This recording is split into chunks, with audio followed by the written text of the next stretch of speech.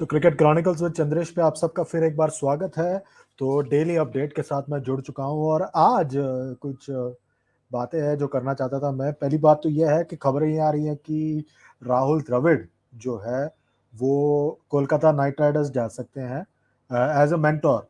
जी हाँ, वहीं पर जहाँ पर गौतम गंभीर जो लगभग तय है कि वो भारत के अगले हेड कोच होंगे, वो हेड मेंटोर थे इस साल।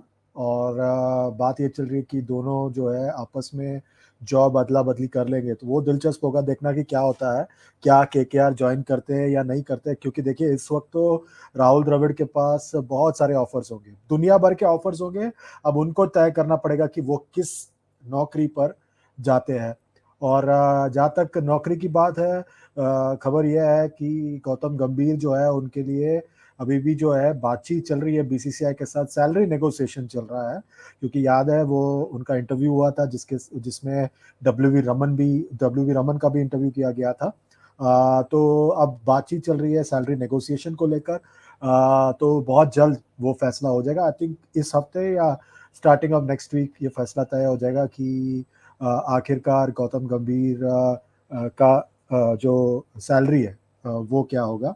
और जहाँ तक बात है और खबरें जो आ रही है वो ये है कि रोहित शर्मा, विराट कोहली और जसप्रीत बुमराह, ये तीनों जो है बात चल रही है कि वो श्रीलंका दौरे में जो वनडे सीरीज होगा उसमें आराम फरमाएंगे।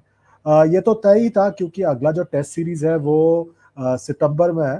तो आप देखें कि उसके अगस्त से लेकर सितंबर तक तो छुट्टी है भारत के लिए।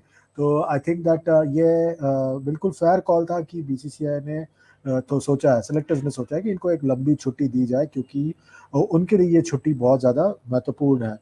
और अब वो जब नहीं होंगे रोहित वनडे सीरीज के लिए श्रीलंका में, तो केएल राहुल शायद मोस्टली कप्तानी करेंगे, क्योंकि पिछले वनडे सीरीज में जो साउथ अफ्रीका में हुआ था उन्होंने कप्तानी की थी। खबर ये भी है कि शायद हार्दिक पांड्या कप्तानी करें, पर मुझे लग रहा है most likely it will be KL Rahul will lead India in the one day series in Sri Lanka.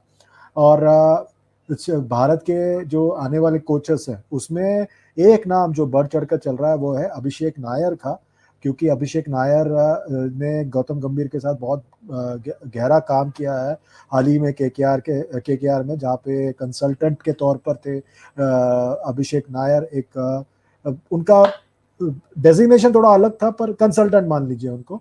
और गौतम गंभीर को उनको काम करने का ढंग बहुत पसंद आया, तो शायद वो भारत के रोल में आ सकते हैं। पर खबर ये भी है कि वो केकेआर छोड़ के कहीं नहीं जाने वाले।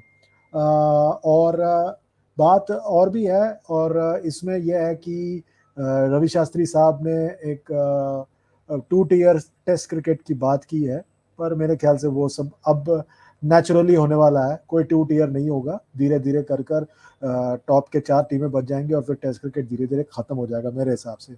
और आखिर में एक खबर ये आ रही है कि डेविड वार्नर ने कहा है कि अगर ऑस्ट्रेलिया चाहती है कि वो अवेलेबल रहे तो वो चैंपियंस ट्रॉफी में खेलने के लिए तैयार है।